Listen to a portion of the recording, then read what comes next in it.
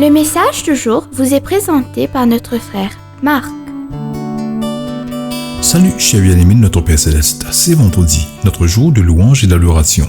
Mes chers frères et sœurs, hier nous avons mentionné que la manière juste et appropriée de s'approcher du roi de l'univers, du Seigneur des Seigneurs, de notre Père, notre Dieu, notre Sauveur et notre Rédempteur, est de rendre grâce et de louer Dieu, selon le psaume 100.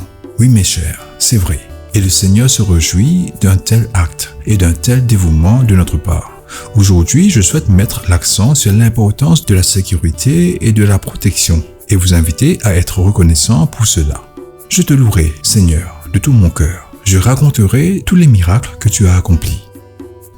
Je serai heureux en toi, Dieu très haut. Je chanterai les louanges de ton nom. À voir le psaume 9, versets 1 à 2.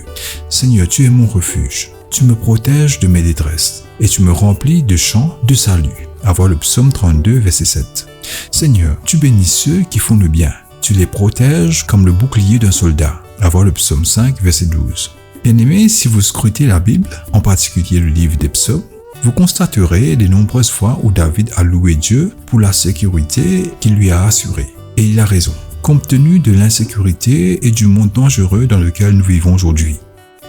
Mes chers amis, nous avons tous un ennemi dont le but principal est de voler, tuer et détruire.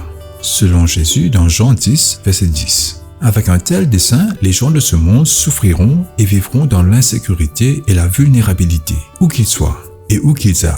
Nul lieu n'est sûr si ce n'est que sous les ailes de Jésus. Malachie chapitre 2, verset 3. Bien-aimé, je comprends donc que je dois être reconnaissant et louer son nom pour la protection et la sécurité qu'il assure sans cesse à son peuple, ses enfants et ses rachetés. Je crierai vers le Seigneur, il est mon refuge et ma forteresse, mon Dieu en qui je me confie. À voir le psaume 91, verset 2. Et ce psaume poursuit, il délivrera, il couvrira, il sauvera. Et au verset 9, il écrit, l'Éternel est ta protection. Tu as fait du Très-Haut ton refuge, et la liste des promesses de protection est présentée. Bien-aimés, lorsque nous considérons comment Dieu, notre Père, en Jésus-Christ, et par la communion du Saint-Esprit, nous a protégés, nous et nos familles, de toutes les pièges et des flèches impures et mortelles du diable, des maladies et des catastrophes qui frappent le monde, nos cœurs doivent s'incliner devant Dieu et dire « Merci Seigneur » d'être toujours à nos côtés. Alors ce dimanche matin, en allant à l'église, n'oubliez pas de chanter des louanges et de rendre grâce à son nom pour toutes ses grâces, y compris sa protection et sa sécurité. Que Dieu vous bénisse tous. Passez un bon week-end avec vos proches et essayez de vous reposer. Nous nous retrouverons lundi pour une nouvelle étude de la parole de Dieu. Je vous embrasse tous. Au revoir.